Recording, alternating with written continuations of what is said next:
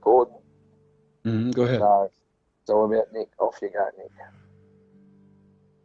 Yeah, we're just talking about that Tychos Bray system. Yeah, I if you had a still look don't at it, yeah. understand that. What is the basic premise of it, Nick?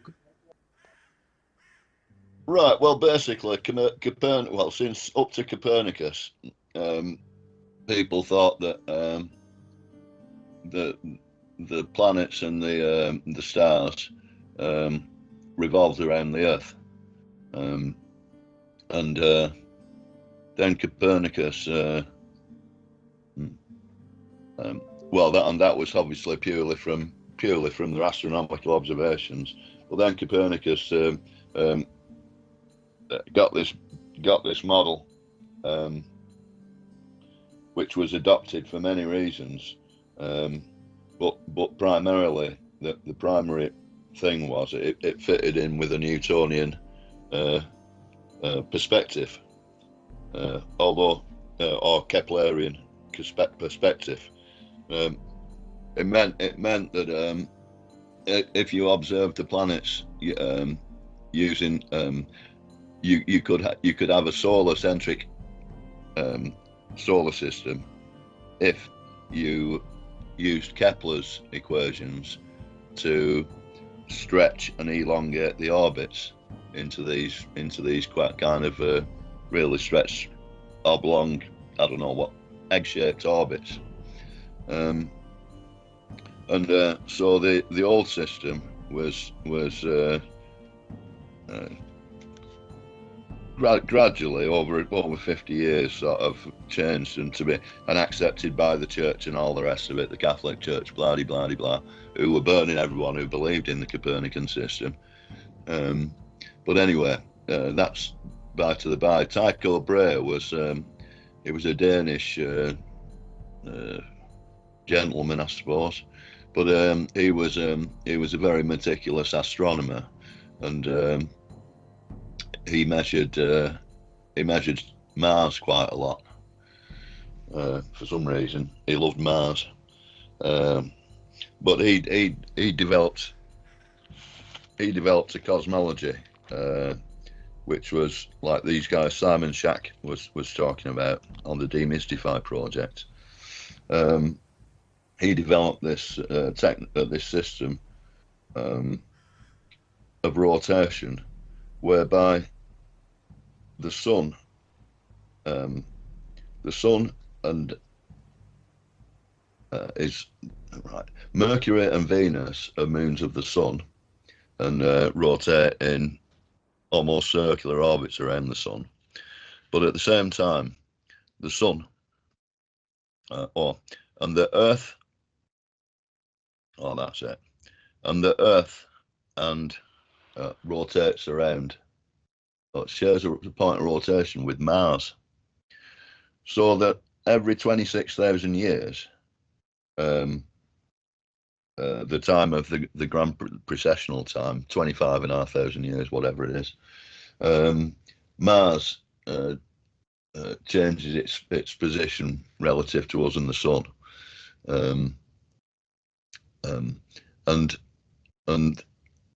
at present, the great year is described by this wobble, which it's meant to be a wobble, a reverse wobble that takes 25,000 years to so that you're always, so that the sun is always a degree anti-clockwise every Christ knows how many years. But anyway, so if you adopt this Tychos system, all the planets go back to their circular orbits, and you don't need any of the Kepler elongation, speeding up and slowing down of all the planetary bodies. And there's a number of other quite big reasons why this system is preferable to the one that NASA and the scientists are purporting at the moment. Now the thing with the NASA system is that in order to explain these you get these loops. You see you see, if these orbits, when you get retrograde motions, when you can see retrograde motions in the planets, you get these loops.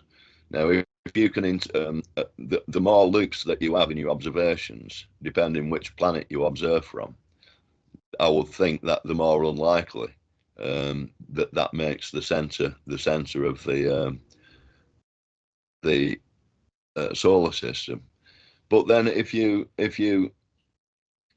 look at the solar system from this barycenter between the Earth and Mars that is caused, and if you were to look at the planets from there, the loops almost totally disappear, and so you have these smooth rotations. And it was what I was talking about a few years ago with these, when you get the astronomical ephemeres, all these loops are straightened out because they're added, these kind of curves, and they're added like rotations on like a loop within a loop, or a loop on top of a loop, a circle described on top of a circle. As you're making one circle, can you imagine if you're making a smaller circle while the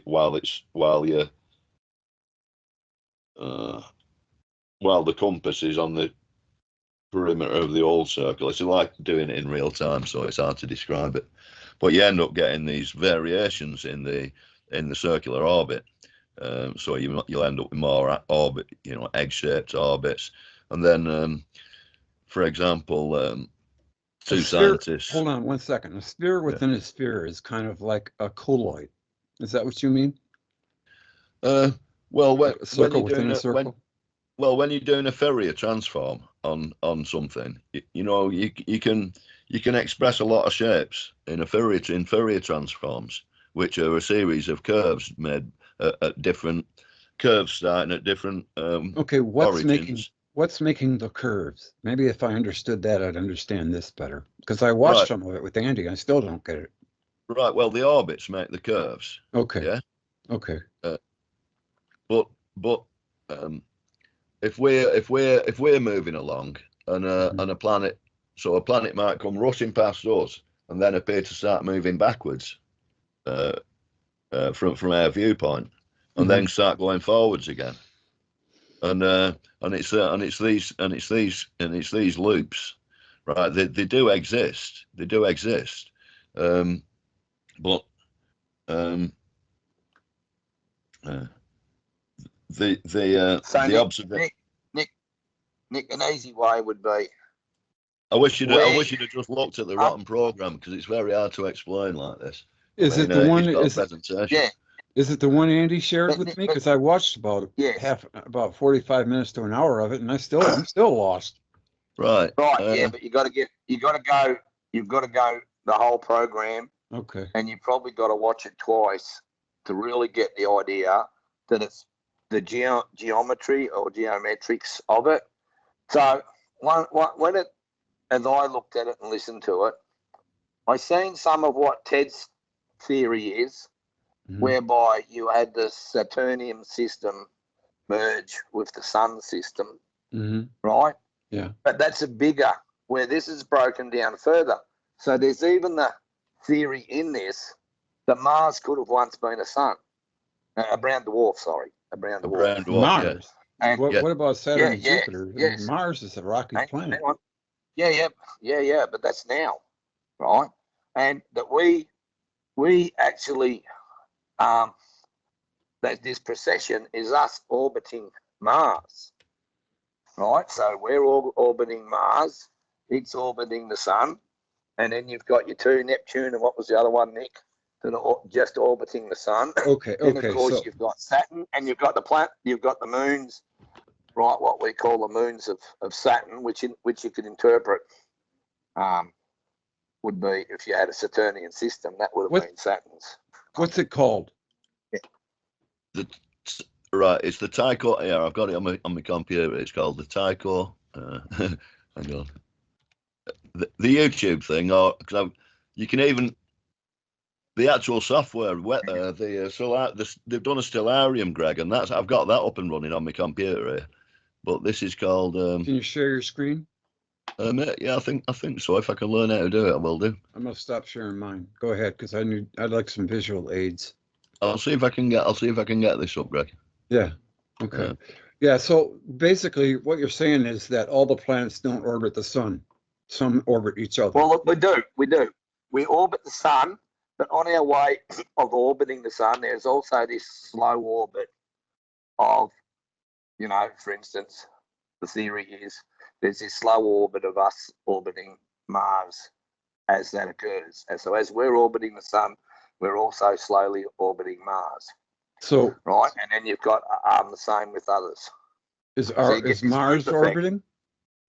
Mars is orbiting the sun. Okay. How can the Earth orbit Mars and the sun at the same time? All right, I hope to show you in a sec if I can get this going in a sec. Share screen. Yeah, share screen. I'd like to see that. That's interesting, but I'm just like, I want to understand it better. Can you see this? No. Not yet. Not yet. So you get a box come up and you got to go. I'll start sharing, yeah. Right, I've got this running now. 1 second equals a day. Right now. 1 week equals a day. I'll put a trace on.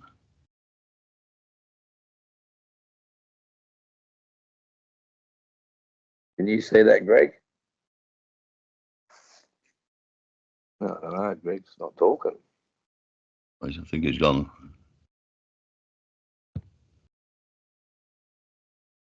Put a trace on him. Lines. So that's off his website, isn't it, Nick? Yeah, this is off that Tychos website. Tychosium, yeah. Right, hang on. So you got all this data on all this lot. Let me have a look. Right, run trace. All right. So I'm tracing all these now. I'm not tracing them all. No, you've only got some planets in there.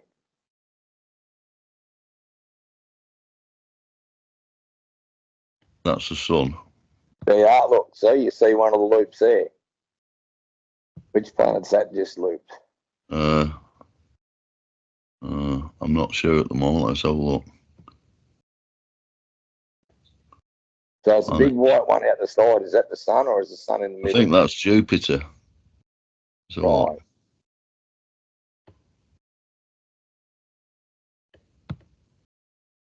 right, let's turn some of these off. Turn out all these big ones off. Jupiter's going off. Saturn's going off. Uranus, Neptune, Halley's Comet. So, for now, let's stick Mercury and Venus off.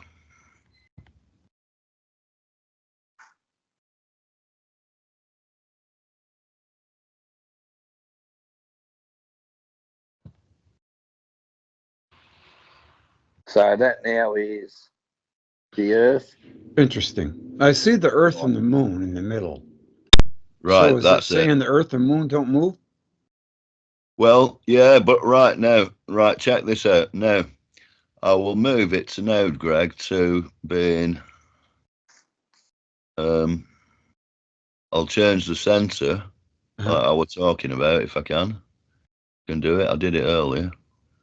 Trace, positions, stars and helper objects. Let's have a look, see what that is. Earth cam. That's AU distance longest. Zodiac. Polar line. There's a way of changing the barycenter. But back to the barycenter. If there's a way of doing that in here. Orbits.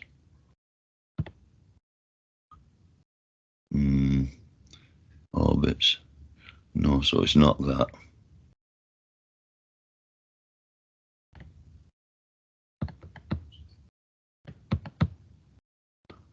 So let me just come back up here. Wonder how he got all of this.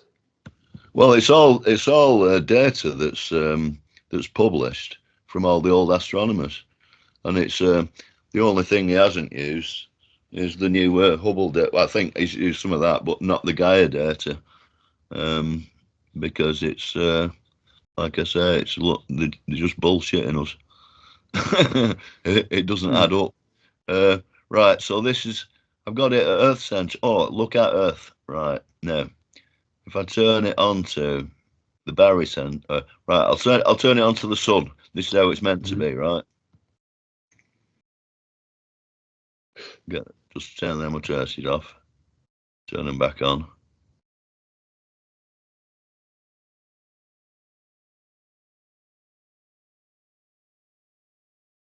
Interesting. Now, what are these? I need to know what bodies these are. Right. Well, all we've got here now is the sun, Mars, okay, the Earth and Moon. Earth. Okay. The Earth and the Moon going around it. So now I'm going to add. That's crazy. Yeah. So now this is according to our model that we've got now with the solar center, and you can see how this doesn't make any sense under gravitic law anyway. Right. Yeah. But we know gravity is an electric dipole. Right. Yeah. Right. So I'm going to add some more planets. What's the pattern that it creates, Nick? When you got the trace on the looks like the flower of life. There's a name for it, Stopia or something. I can't remember. Yeah, but it does create all these different things. Yeah. Right. Let me have a look. So these planets are doing this. That's what he's claiming.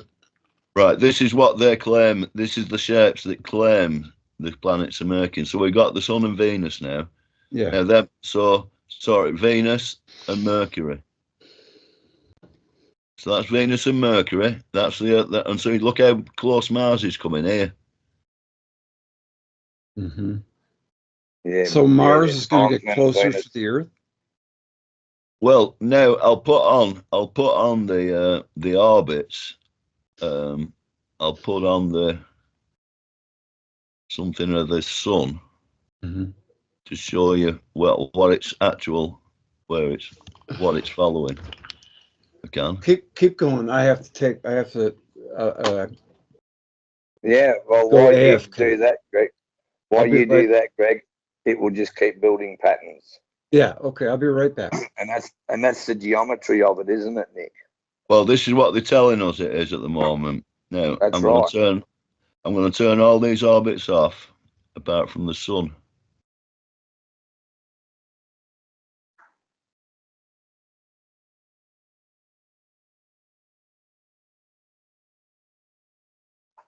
That's what I wanted. And that was one of the things he said in his presentation about how Venus and Mars occasionally get very close,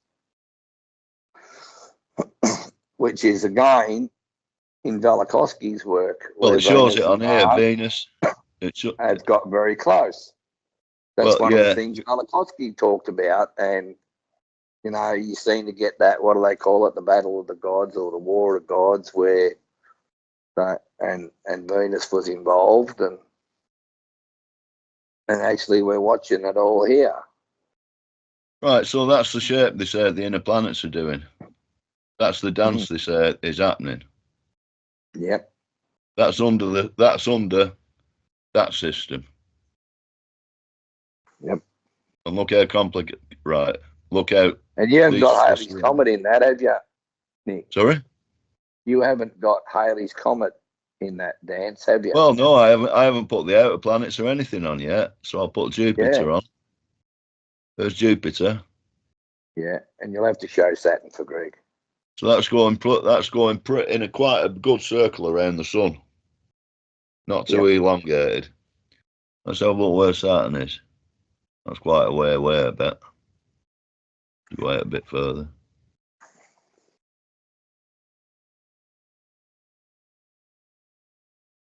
There it is.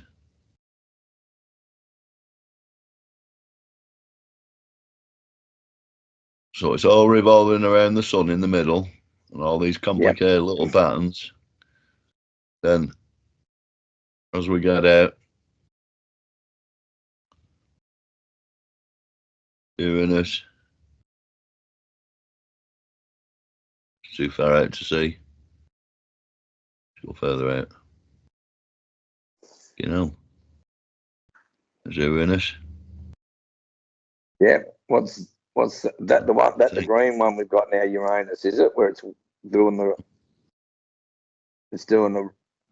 dance around itself like the spring. I'm not sure what that is yet.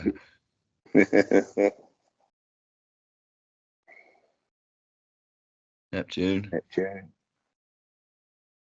Halley's. There's Halley's Comet. That's Halley's Comet. Yeah, so that's Halley's Comet spinning around like that. Yeah. Yeah. Right. So now I'll turn this. I'll zoom back in. I'm back. And turn it to. See, that's what they're saying. There's your inner planets. Patterns from your inner planets. That's how the planets move according to this the current model. And that's that. Now, remember, Vogt had that dipole thing he used to talk about before he went off track. He's not with us anymore. So, but I've seen so many. I'll tell you who else has a similar diagram is what's his name? Buddy talks to him occasionally. The physicist spoke. I'll think of it in a minute. Anyway, he has like something like that. Looks like the flower of life. Yep. Yeah, right. Well, right. I'll start again in a minute and put the Halley's Comet, Greg. That's grouse to watch Halley's Comet, how it does its loops. Right. And yeah. How far is 76-year loop from memory? It's a 76-year loop from memory. But we see it more than once and we think it's a different one because of us doing our little loop. Yeah. What's the green circle? What's the big? That's Halley's Comet. Okay. I get it. Wow. That's interesting. And how did this guy find this out? By watching other star systems? It's just a different interpretation of astronomical readings. And without looking at it from a gravity standpoint, and when you do that, when you look at it purely from a trigonometric, a geometrical standpoint, this simpler form comes out. Now let me just set it back to the barycenter, which is the barycenter of Earth and Mars. Mm-hmm. But you also see, Greg, when you look there, you can see how even the outer planets, aren't just going around in a circle because you start to see how the lines create. And they can't explain those. They know for a fact that it's doing this. Well, no, it's a theory. That's what they tell us. Okay. Yeah, this is barycenter. So if we look at the center now, we're back at the barycenter of interesting. Right, now I'll just change this day again. I'll start back in 20. I'll start back this year again. Dan Winder, that's all. Is there a name for this? Do they have a term for it? The Tycho. Yeah, that's what they call it. Tychosium. The Tychos Braille system. This is called the Tychosium. This piece of software. Tychosium. Okay. Now this bloke's the written a book. Braille system. He's written a book, Greg. He's written a book, but you must remember, Greg, it's not just him, because during it he talks about other people that are also doing research, and it's a combination of all these different people, and they're putting it together. So it's not just one person, right? And then of course now Nick's gone to your star alignments as well, and that's the next big part of it. of why they believe what they're saying is because of how you get your alignments and your shifts with your stars. And the other thing was how they also say that the stars are closer than we're told. That was one of their big things, wasn't it, Nick? Yeah, because we're not getting these massive big swings. We measure in our orbit, but more sensible. Well, we're hardly moving basically under this system, as you can see, so we can get very accurate star readings from the Earth. Not the satellites that NASA says they've got this doing that and giving us information from these satellites they've got everywhere. Dubious, most of it is. It's just it seems a lot more chaotic. I mean, if every planetary system is doing this, there doesn't seem to be a method to the madness. I mean, what is? Well, there is. If you look at the diagram, yeah, there is. Can they ever can they ever just break away, or do they stay in lock with each other? They have to, right? Yeah. Well, they're in an electrical conduit, aren't they? They're locked into an energetic system. So like a colloid, yeah. No, the big argument is that the sun's the biggest thing since sliced bread. Therefore, it's got the most mass and therefore the most influence on the rest of the planets. But maybe it's just an incandescent ball of gas, most of it, which would mean it hasn't got a massive gravity. Maybe there's one of these solitons sat inside Mars, which has got an enormous energy, but it's all stored up and rotating in a single phase, which means it doesn't set off a magnetic field. You can't read the magnetic field around it because it's all cancelled out. But it might have a massive charge for all we know. And then of course you've got Saturn and Jupiter and that, which would also keep everything in line because of where they're positioned. But you overlook, you've even got your outer planets do loops. Right now, if I put on right now, I'll just turn on the outer planets. And you'll see what spherical orbit they've got under this system with no loops. We'll just turn off Airless for a moment. And so I've just turned on Neptune, Uranus, Saturn. I think Jupiter. That's Jupiter. So I'll just zoom out. So that's circular. That's got a circular orbit around the Earth and Moon. Okay. Hold on, I'm getting Neil in here. I'm sure he's going to want to take a look at this. Okay, he's going to join. Okay, I gave him the link. Okay, go ahead. Go ahead, keep going. Now that's pretty wild. There's your star systems.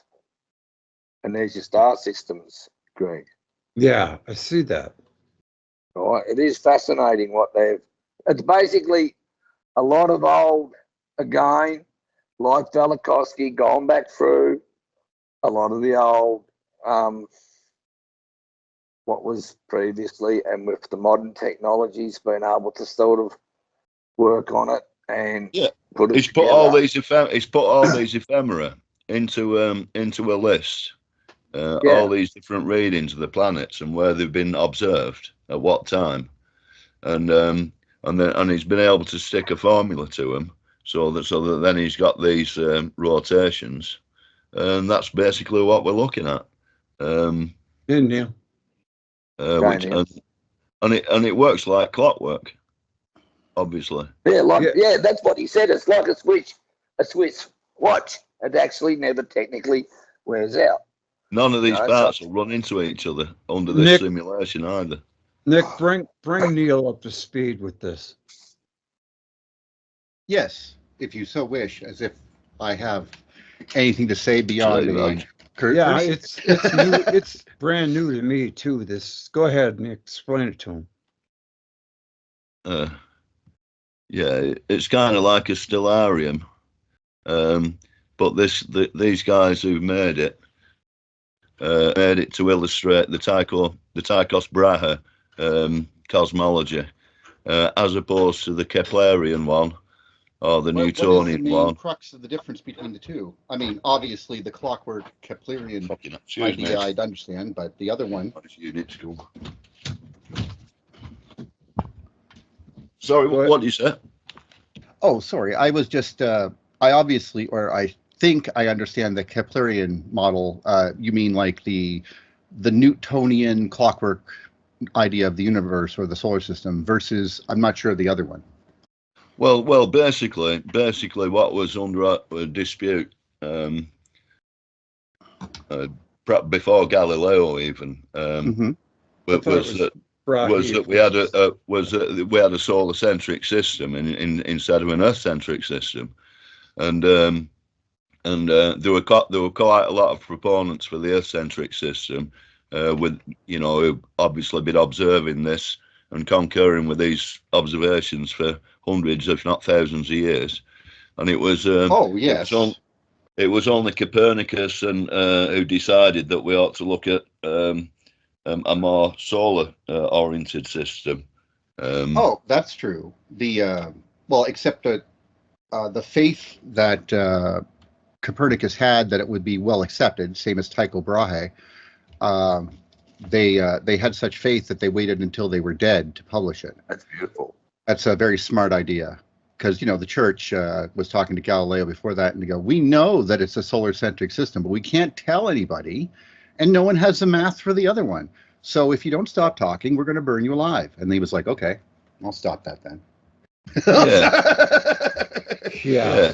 Sorry, I mean, you got to inject humor into this, but they did, I think, according to, from what I understand, they did know, or had a lot of suspicions that it was the case. And the recent, I don't know if you heard of, well, actually, no, I can't remember the gentleman's name, but he was talking about things that he found in ancient Egypt. And one of the things he found was the words for year are literally the words Earth, orbit, sun.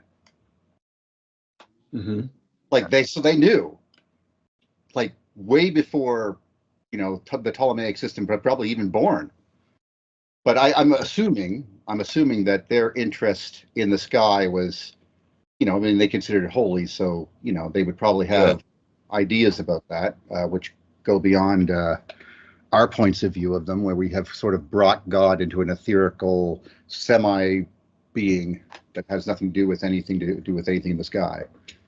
Besides, under this system, the Earth does still orbit the sun, but it's doing a rotation, more importantly, with Mars, and that rotation takes Precession. takes place in precession, and also this particular configuration of the planets. Are we looking at the first 3 planets here? I'm trying to figure out what I'm looking at. I'm trying to turn some of it. It looks like the relationship between Mars and Venus and Earth. Yeah, that's what it looks like. So I've got Earth and the Moon at the center at the moment. Oh, I see. Okay, that's why. This is the Barry. No, this is the Barry center. It's producing the Barry center between us and Mars. I think that's what this is doing. That's craziest thing I've ever seen.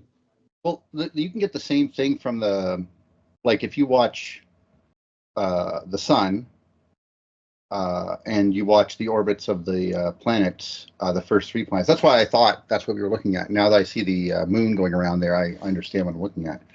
But they did also create these flower-like patterns. And in my opinion, and I think I'm right, but I could be wrong. I believe that the people who were, like the Mayans, for example, were extremely interested in close encounters with Mars, or not Mars, Venus. Whenever Venus got to its closest approach to Earth, that was a problem. And under this system, we do get that. That's good. Well, I mean, right? I mean, it does have to do the same system. We have to see the same thing, so that definitely makes sense, at least. Yeah, yeah. So So Neil, the thing that on the what Nick and I watched and Greg's watched some of, the people that did this talk with this bloke, right? Mm-hmm. The thing that they really struggled with this system is where's the gravity, right? You know, Obviously, that was the big thing they couldn't get their head around, wasn't it, Nick? Absolutely. Now, how They old is said, this? yeah, So the they people said who it's interviewed him and totally, discussed it with him were really good, right? But they just couldn't get their head around that. Where's the gravity? You know, and as I said to somebody, well, Thornhill could probably explain that. Well, no, I don't. You don't I need think it. that this You is don't not the need it. correct theory. I mean, don't get me wrong. I mean, I'm not Yep. saying that we are, totally right about everything. I included have problems with, for example, the Earth having different points of gravity on its surface, or places where, like, we have to make course corrections on spacecraft. Like, even though we were sure we were right the first time, then why is it different now? Those type of things. Yeah, So you're yes, not I do right. have some concerns about these things, because the thing that I look for if I have to change something, for example, is what needs to be changed. What anomalies are there that say there's a problem, and I look for those. I'm not sure if this is a solution to that, but you're right. You would have a definite problem with regards to gravity. I mean, you're talking about a much stronger electric field if it was going to be able to push away Venus like that. Like, it comes Yes. in and then suddenly it goes, oh, don't want to get any closer. I'm going to piss off now and travel outwards again. That's not under this system. I think Nick put it before. It does appear that Mars has a lot of energy. You know, like he even mentioned, it once could have been a brown dwarf. That right, Nick? Well, that's right. I mean, there's evidence that it's seen an awful lot of action, Mars, and it's probably had whatever gases surrounded it or liquids blasted away. for sure. It could have been an absolutely large body at one point. The thing is, if it is one of these solitons, as Earth could be as well, it's generate. Well, Earth does generate a lot of its own Energy. electricity. That is true. And maybe Mars is all right. It hasn't got this electromagnetic field, but I think this Simon Green who was pointed out, who's looking at these solitons, and they're quite an amazing thing to look at as well in terms of electrical behaviour on a fractal level, microscopic and macroscopic, presumably. And he's showing all sorts of these geometries that pop out on a microscopic basis, and I think these could probably, it's really odd behaviour that some of these things do, and I think this could be applied to the energetics of the planets rather than purely this looking at it from A, gravity, and B, heat and temperature. Well, clearly you're right. I mean, I've been arguing about that for years. I totally understand. There is nothing in most cells to tell it how to grow unless it has some sort of outside influence to impact it to make it grow a certain way. I mean, as you are probably aware, there's basically no difference between a monkey, a cow, and a human at like 3 months. We're just the same little embryos type of thing. And then suddenly because of the DNA, it expresses itself differently inside a field. This is my main concern about going to Mars. You might get to Mars, you might even be able to live there, but what do you grow there what will food look like? Like, this was supposed to be a cabbage. Doesn't look like a cabbage to me. And that doesn't even talk about babies. Not from mutations. I just simply mean that we don't necessarily grow. What is it, David Llewellyn, or what I think his name is? in the US, well, like they do micro and they change, like get things to grow, arms and stuff Oh, like yes. that. So yes, this they is Like the do. changing the sun's sphere of electrical. influence, right? This is all in the sun's sphere of influence. Oh, yes, Yeah, this definitely. this is and this simulation is if you're looking at it from a solar, this being the sun, the part, the center part of the system. They Right. basically it will all behave the same way. Like basically from the Earth's perspective, it will look the same whether or not it's doing the well, I'll call it the Copernicus way versus this way.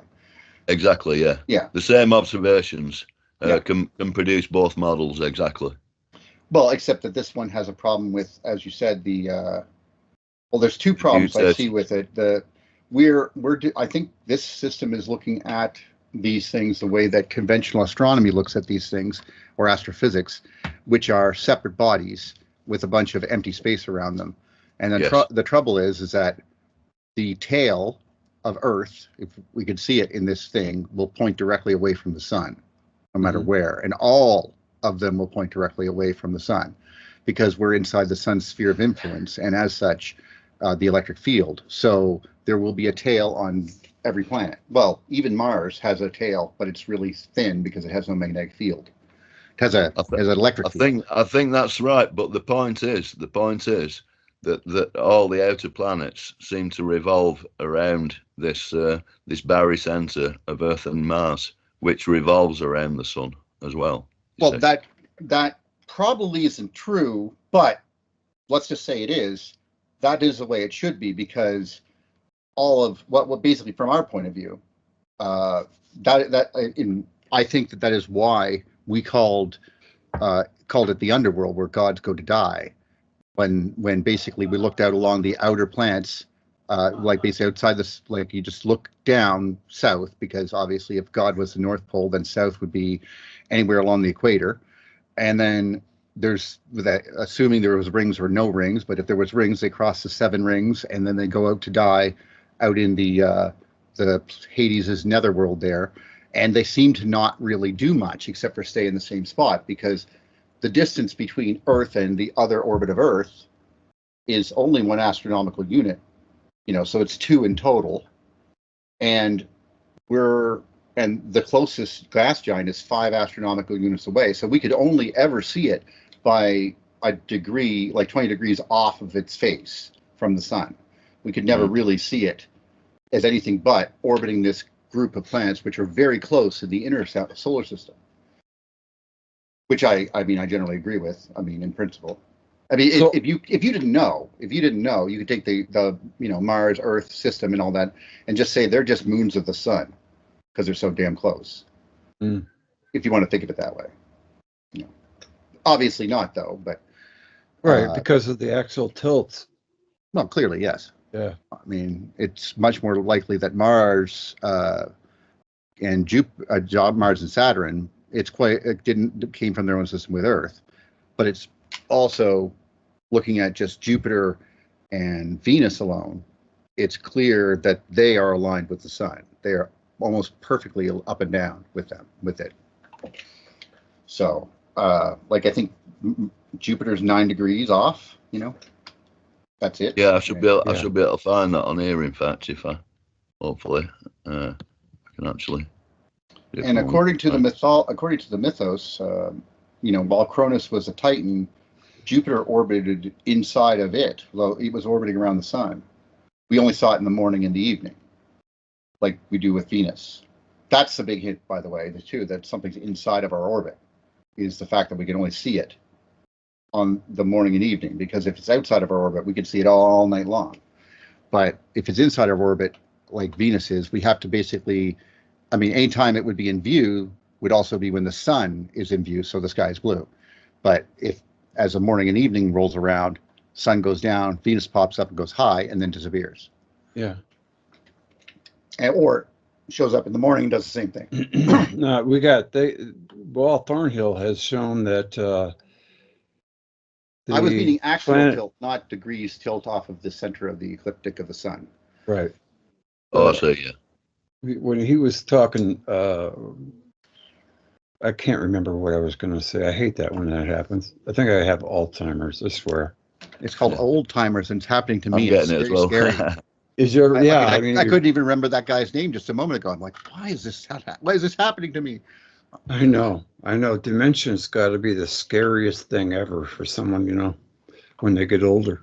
Like you see Well, what I am Biden's going happy. through. Well, that's old age. Yeah, my father acts like that. Like that's why Yeah. it's like people are going and saying so. Not that I want to be political, but it's like he's acting weird. No, he's acting perfectly normal for someone who's over 80. Yeah. Well, you I see mean, so not that many I'm guys. securing anything. This is not a promotional deal. I just meant generally speaking, that's how it works. You get I old think and so, yeah. yeah. And now, I mean, even watching if I might take a very small break, even looking at watching Captain Kirk William Shatner come online, he wasn't as sharp as he was 10 years ago. He's 93 years old or 94 years old now. So, Yeah. and congratulations to him for being the oldest man in space. But I mean, I give him credit for that. I mean, he's in the Guinness Book of World Records. The Congratulations. Shat is crazy. But He's the other amazing. gentleman who blew my mind had two strokes. Kirk Douglas, not Kurt, but Kirk. Yeah, Kirk Douglas. Yeah. And he was doing an interview with, I think it was the Daily Show about 10 years ago. When he was 101. Wow. You know what I mean? And he Yeah. had trouble speaking because only half of his face could move. Yeah. But he was a whippersnapper. Like, I swear to God, he could tell you stories just boom, boom, boom, boom. Like once I had to break through his, I'll say, language barrier. Once I understood what he was saying, because obviously I've heard him act before, so I'm Spartacus, the whole thing, Mm-hmm. But he was very articulate. Obviously, that's the part that does scare me, where your body fails you, either mind or body. Oh, no doubt.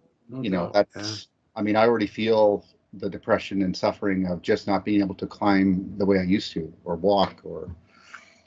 Yeah, you got to fight through that shit. I know. Yeah. See, I got to go to see my doctor today because I got to get back and seeing some kind of a medical doctor because I don't really know. I haven't been to the doctor in 6 months. My doctor turned a cold shoulder on me when I wouldn't go take radiation and chemo. I'm glad that I didn't, but I don't know what's going on inside of Well, me. given your age, there are reasons to want to go a different route because it's much easier to survive weekly poisonings. That's basically what chemo is. Yeah. If you're younger, clearly below 50. Yeah. I mean, that's just fact. But obviously, if my mother, for example, she was under 50 and she had breast cancer, as many women I found in my community did, not over an abundance amount, obviously, but still. And I was like that's scary stuff. Oh, it is. Yeah. And it is. Yeah. And I'm doing the hydrogen peroxide now. I'm not even sure what that is. Going to make your hair white? Are you trying to become a punk rocker? No. That's just wait longer. Your hair will get white. There's different kinds of hydrogen peroxide. 35% food grade is the only one that can be ingested. I would assume that low amounts would be because I think it's a poison. Well, it's oxygen. It's H2O2. And you flood your body with oxygen and it kills free radicals and all that shit. See, I did not know that. Yeah. I probably would have just been I would have just ingested I would be sitting there. What are you doing? Well, this is my cannabinoid intake for today. Well, I'm trying to stop cancer. That's true, but it kills all pathogens that you put in your body, and I've been doing it for about 2 or 3 weeks now, and I feel good. But man, oh man, when I first drink it, man, it's just like there's like this energy exploding inside of me. It's really crazy. Not that I want you to stop. Not that I want you to stop, but I am recalling a story. And you've probably even seen the picture.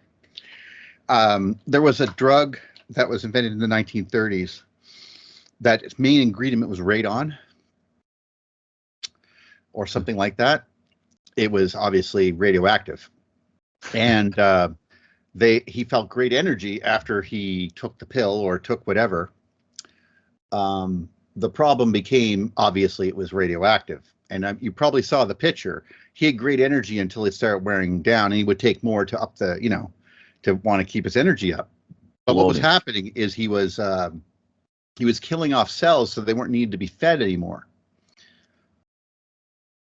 Like the body was just, cells were dying, so he was excreting them. That's why he had the energy, because the cells didn't have to, do that.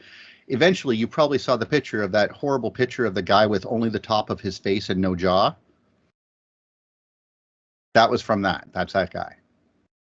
So I'm not trying to tell you, because I know it's not radiation, but still, that's what he said. He said, I felt a burst of energy. And yeah, well, you see, we had to take his jaw off. Like, that must have sucked. Bad decision.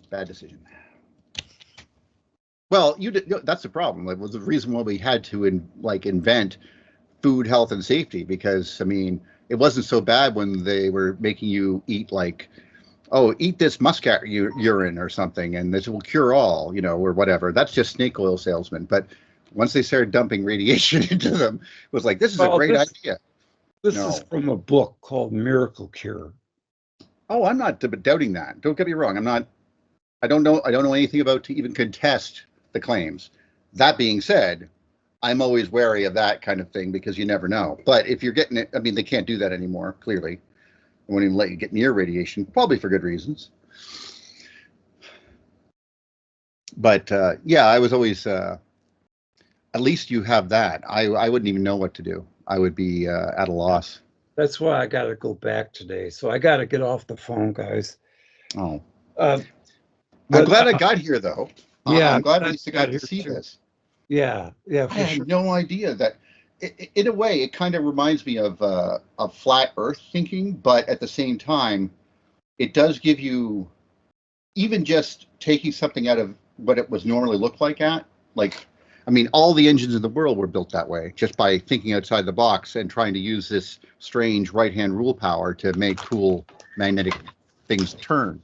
Well, this just stepping out and looking at the solar system from just the inner solar system being this little pattern, and then looking out at the other ones, you can see maybe something different, a way that we didn't see before. And I'm always interested in looking for that from that point of view. Yeah. Well, I hate to run, but I got to go to the doctor. But I hate to be late, but that's okay. We can continue this again. I want to do this more often. I would love to. And I don't know who else is with you, Andrew, but if there is, or if there's someone else, hi, because no? Okay, good. Phew. I was just hearing two voices. I thought I was hearing two people. But yeah, there's me and Andy as well. There's Greg. That's it. Yeah. Oh, Greg and Andy. I'm here too. Oh, see there. And Nick. Perfect. Yeah, that's what I was missing. All right. Hopefully the recording will take, and we'll have I hope, yes. But so those patterns, Neil, that were coming up on that, what Nick was running, the Tychosium. Yes. I've seen, but some of Buddy's geometry's got similar patterns. Oh, yes. Some of Dan Winter's work. Some of Dan Winter's work has similar pattern arrangements. Since we're going, then you go to some of the earlier stuff that Vogt did before he got off track. He had that toroidal system. They do that, do they? Like they sort of just works good, and then sort of like Oregon, that stuff that made it rain. Yes, he thought he embedded a new power, but it's Yeah, so it's something, and like I say, this fella that was doing this talk, he's not claiming anything new. He's just saying we've been doing the research, and this is what we're putting together.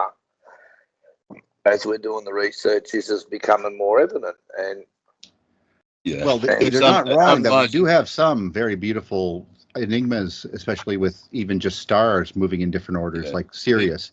It takes a lot of the complications out of the system if you analyze the data this way.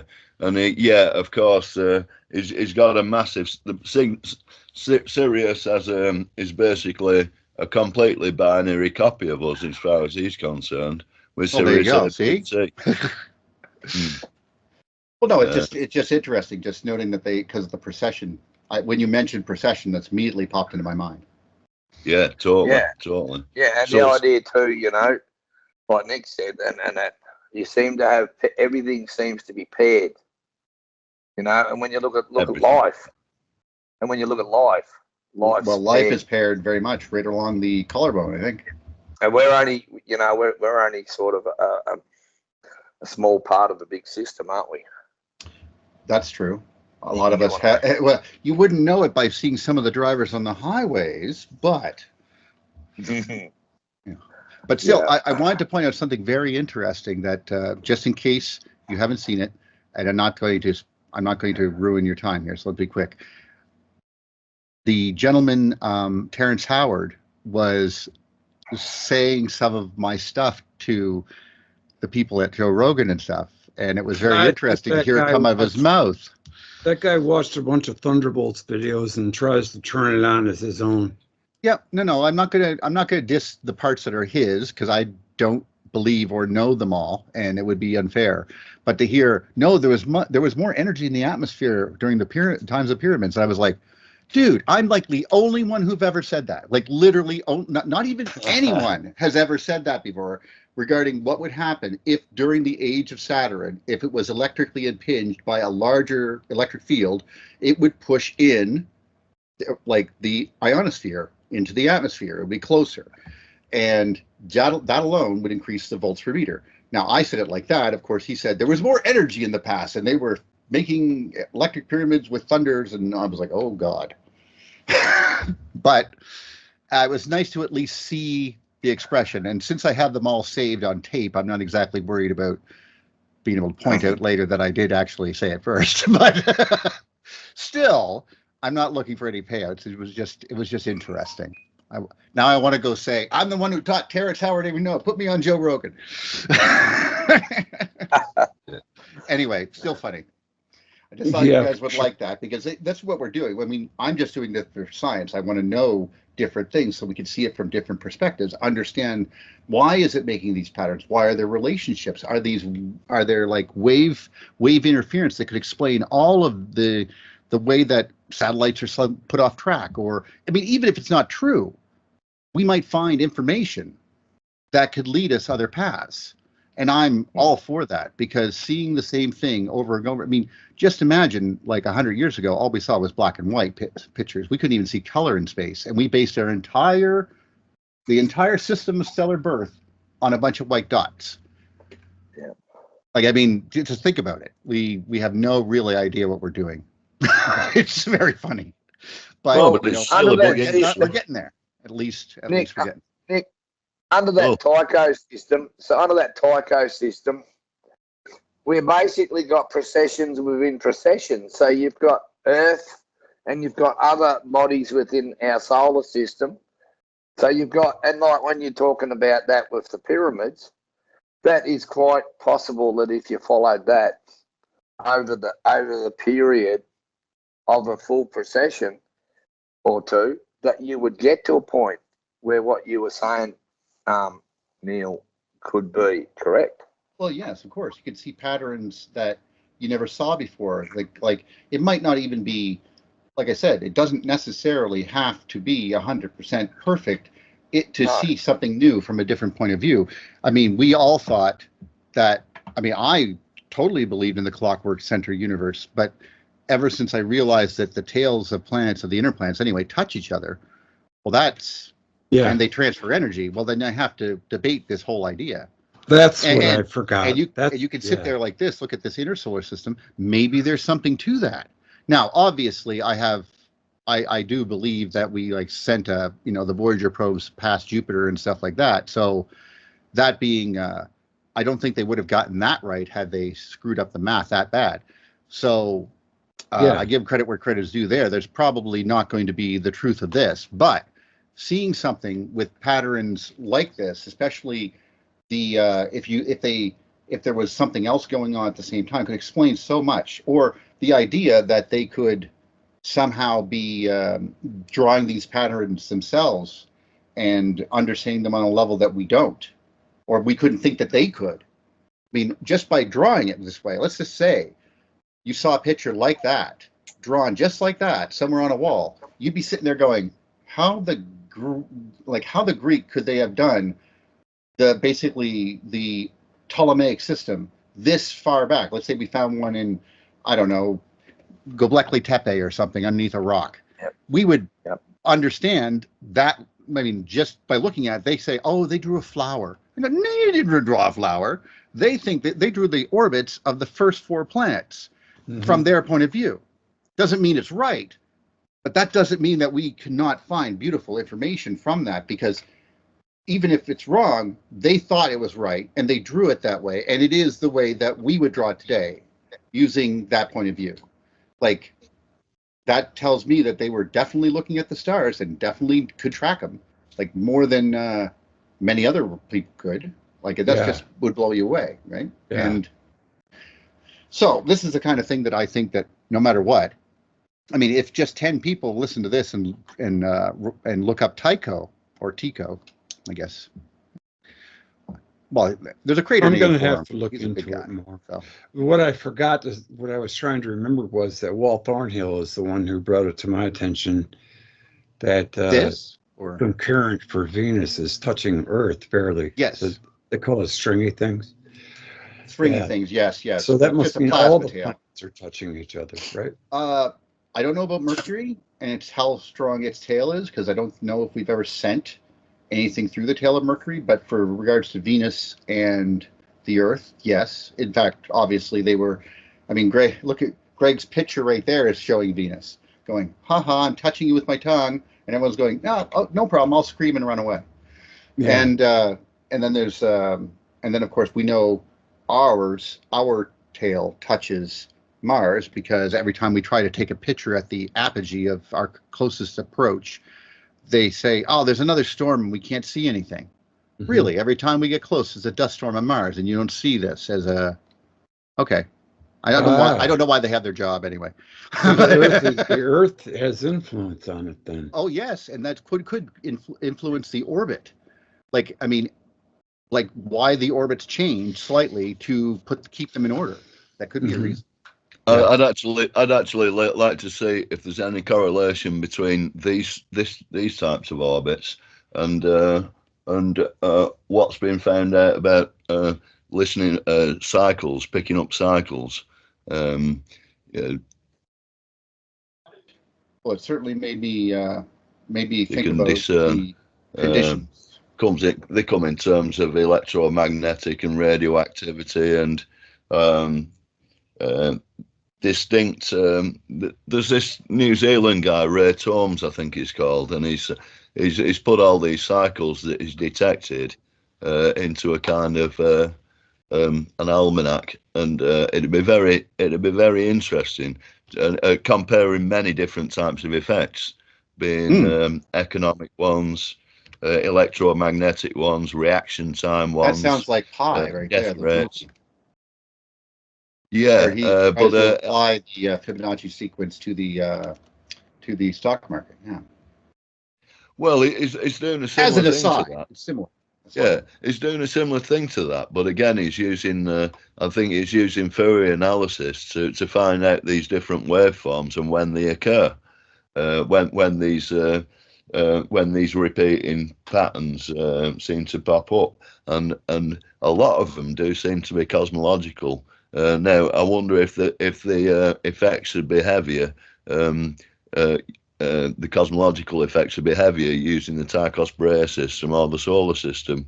Well, I'd have to check the tails and stuff, and do some ideas, or do some calculations. But given what I see, that my initial thought is they'd all be pointing away from the sun. So if they're all pointing away from the sun, they wouldn't do this crossover as much. In the conventional sense, they do. So that I can see, but even with that, it doesn't make me not want to think about these. Like, one of the biggest correlations that someone pointed out to me, which was spooky, is the calculation between, if you look up the Earth and the Moon and Mars, they are perfectly aligned for Southeast Asia, December 24th, 2004. For that giant hit, where the giant earthquake hit, at 9.3, they were all lined up perfectly, and it pushed in the atmosphere of the Earth. It went down about 30 or 40 kilometers of the ionosphere into the atmosphere, which means the same would have had to happen underneath the Earth. And, well, we all know that was the largest earthquake that we had since Alaska. Wow. Yeah, that's it's. So it makes I you think that way, though. You know, like they say, no, gravity couldn't do that. Yeah, gravity might not be able to do that, but something else might. I totally agree with that, and I think the whole thing is we've got this data, but no one's looking at it. I mean, people like me and you, Alan, yeah, exactly. You've got a lot of experts who are working for the European Space Agency. They've got a right good computer programming job, but they're not particularly interested in what they're doing. They you get got paid to a lot. understand, action at a distance was considered poppycock all like just 400 years ago. So they didn't believe in any of this stuff until Newton said, well, look at this apple. Oh, right. Yeah. Okay. And that's where people started to understand they could measure this stuff. But even then, they were playing around with electricity, and they didn't understand, they didn't even name the electron until the next century. The electron's only, like my grandfather, God rest his soul, is older than the electron. Wow. Yeah. He was born, I have a picture of him in 1904 when he was about 1 year old or 2 years old with his horse, Old Barney. And this, that's didn't come out till 1908, didn't it? Like, he's not still alive, is he? Oh, no, he died in 96. But that's why I said God rest his soul. But if he was alive, he'd still be older than, it's not that long ago is what I'm trying to say. And we're still, look what we've done with it here on Earth. But yet we still debate its existence in space. We're literally using it to talk to each other across the planet right now. And we say, what in space it's different. Mm-hmm. I don't, why?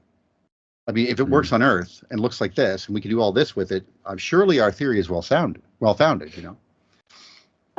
What do you think of the theory that, because they've had there's some videos out there that are, they could be fake though, but what do you think of the modern theory that giants are living in the mountains because the gravity is less?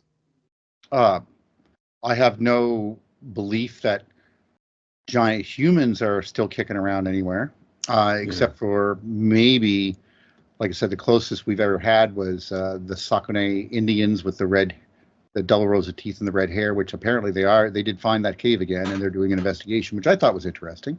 Yeah. But they're only 7 or 8 feet tall. Then there was the ones from South America called the Patagonian giants. Yes, and they were apparently discovered by the conquistadors. And then, of course, or Cook. I can't remember now. Anyway, and you go further back, they said that they found 2 22 and 25-foot giants underneath Rome. Yeah, I remember that. And you go back further, and then they talk about, just pictures. Like, if you just look at the animals that the ancient Egyptians drew and realize how much bigger cows got over time, it's not the cow was getting bigger, it's the humans were getting smaller. Mm-hmm. Yeah. And, well, it appears that way. Please understand that you could read it that way. Let's say it that. And another one was these wonderful pictures of them making necklaces. Now, at first, it makes no sense because this necklace that they're making is a giant U-looking gold thing that's bigger than my desk. It's absolutely massive. And then they show these small people getting up and putting it around the neck of a big person. Now that doesn't really work for my brain. I'm having problems with that just because it's there. It doesn't mean that what it implies obviously is not instant. Like, for example, the melted stairs. Yeah, it was hit by a nuclear bomb. I'm like, or water could have spilled off stuff they were carrying and create calcification. Like, it's not hard to imagine. This stairway is 4,000 years old or more. Yeah. You think stairs are going to look good after a few hundred years? Imagine a few thousand. But anyway. They have skeletons. They've uncovered skeletons laying in the street holding hands, and they're highly radioactive. But that could have been a lot of things, not just a nuclear bomb. Well, no, of course. I mean, you get hit with the radiation. I mean, most people don't know this, but radiation fission-like radiation comes from lightning bolts. Yeah. Lightning bolts right today, like a regular if you had a sensor there to watch it, you would see it get a spike of hard radiation when a lightning bolt goes off. But because they happen for a split second, and no matter, I mean, unless you get hit with it, I mean, people who have gotten hit with lightning do sometimes die of cancer-like symptoms, or their electric system is so messed up they just pass away after like 4 years or something. Mm-hmm. I don't know for sure, but these are just things that I have recalled. Others, of course, young spry fellas have been fine. Others, I mean, a whole animals could get hit with them, but they usually die from the circular effect along where their legs were. They call it a secondary current because the pulse raises up high voltage, but it drops so much per meter as it goes away from the pulse of the electricity that there is a voltage difference between the front of the cow and the back of the cow, which means that there is a loop of current going through the cow, which causes it to die. Which is why, technically, you're supposed to basically keep your head and feet close together, your chances of death are quite much less because it's not going through your body. There's no loops.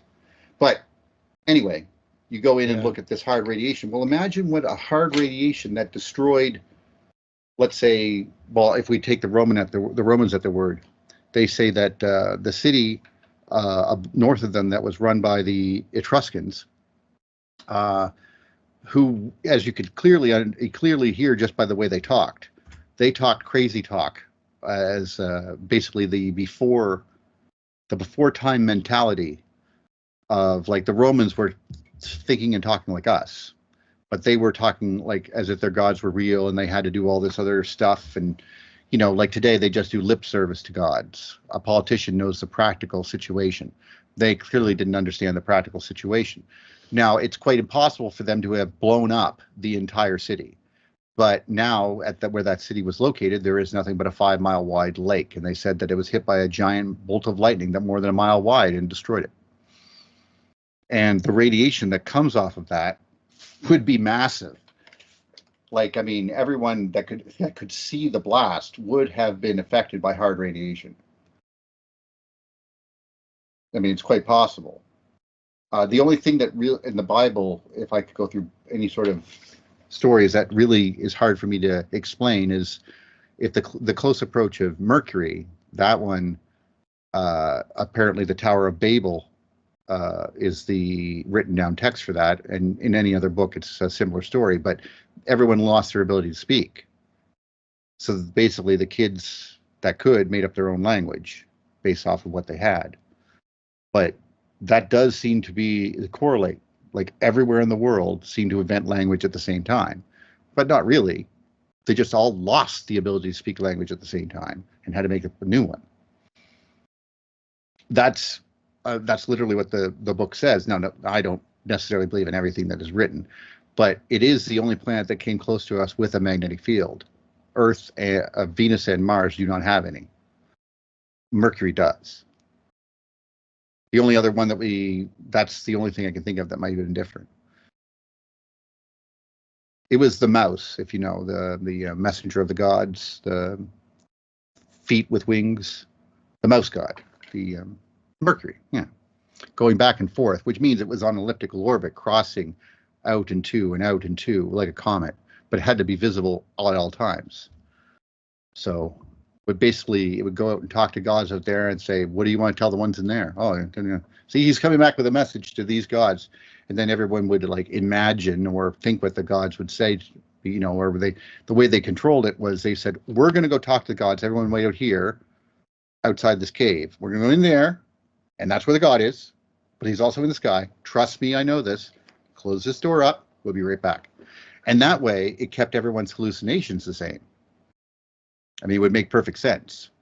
You know, that's a way to control people. And instead of having, because when things get serious back then with their hallucinations, we're talking about or right now I'm talking about Julian Jaynes, the breakdown of the bicameral mind, 2700 BC, mental changeover that we all went through. Like, philosophy just suddenly got born, and before that we were totally literal. We didn't even have metaphor. So the situation becomes something like we have to try to understand these people because they're our forefathers. Well, that's what Plato said. And then later, when he was an older man, he was saying, just kill them. They're useless. Same thing with the king of Priam, the king of Troy, which is Ilium at the time. And Ilium, yeah, I know that's kind of funny because Iliad means story of Ilium. So literally, the title of that book is really Troy Story. That's hilarious.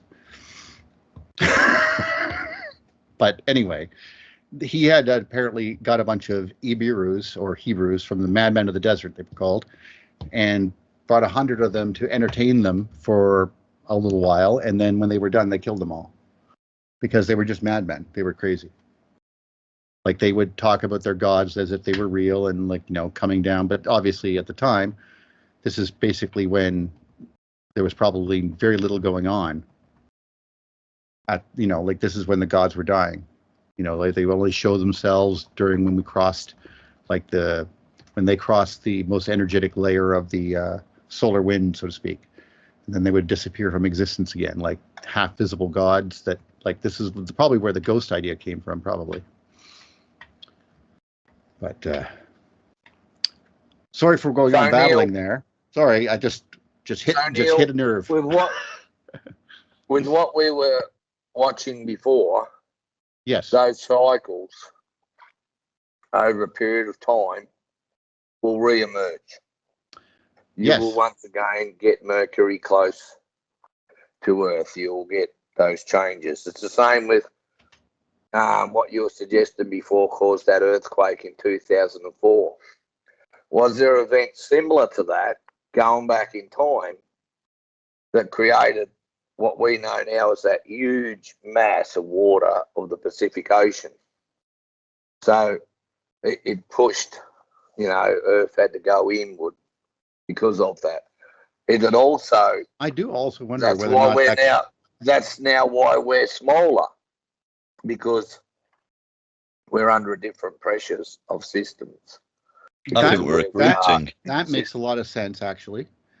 There's nothing wrong with the idea of that, but I mean, just be reasonable and think.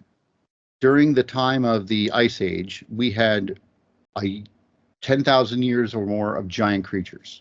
Just then, okay, I don't know why they don't find this weird. It's like they just basically skip over. We had gigantic Opithecus and all these other things, and long-armed bears and giant moose and everything else, and then that was 10,000 years ago. Then stopped. Do we have giant people? No, blasphemy. Okay, and then you go, and then they just sort of skip over 65 million years ago, and then dinosaurs were really big too. Well, what about the intervening time? Oh, things were small. Why? I don't know. What? Like, there's no explanation for any of this. Like basically just everything on the planet just got big. And they say, but not us. Right. I'm like, are you sure? Because, we're living things. I don't know if you noticed that, by the way. We're the same as them. They're bears. We're people. So if they got big, shouldn't we get big? There would be a good chance that on a proportional system, we would be proportionate to the size of those bigger animals at that time. Someone else pointed out something that's also very interesting that might play into this or might not. If the current of the system is increased, it's a good possibility. In fact, basically what happens is the quote unquote magnetic lines of force, quote unquote, they're just a gradient, as you know. But if the gradient changes, that's basically called a changing magnetic field. So let's say the sun was impinged by a larger body. Just imagine that a giant fucking sun was going by us, not even close to us, but we were suddenly just sort of touching its outer field. So the sun now has to process, and its field has to shrink. Well, that, according to, if I lay down a piece of plexiglass with a bunch of metal ball bearings on it, we'll call them planets, and I increase the magnetic field and shrink because therefore it pulls closer to itself. the field brings itself in. Well, that gradient will pull all the stars or all the planets into it, like not directly, but to a new orbit. Interesting.